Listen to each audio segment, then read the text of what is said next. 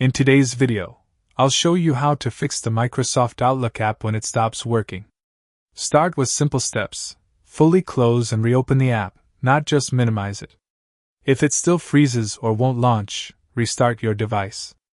A reboot clears temporary glitches that can block Outlook from syncing or loading properly.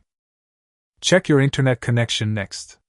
Make sure Wi-Fi or mobile data is on and test a web page to confirm you're online.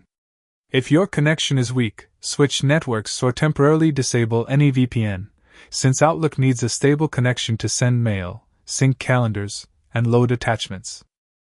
Update or reinstall the app.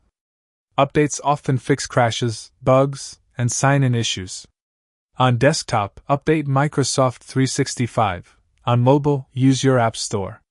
If issues continue, reinstall Outlook to replace corrupted files with a clean copy. On desktop, try launching Outlook in safe mode. This disables add-ins and helps identify whether one of them is causing the problem.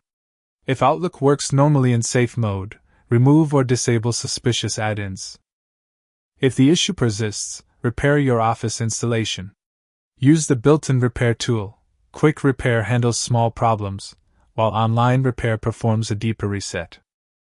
You can also create a new Outlook profile.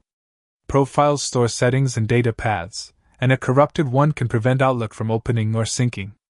Make a new profile in Mail settings, add your accounts, and set it as the default.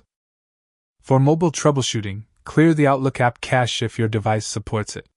This removes temporary files that may cause syncing or loading errors without deleting emails. If issues continue, remove your email account inside Outlook and add it again to rebuild the connection. Follow these steps in order, and you should get Outlook working smoothly again.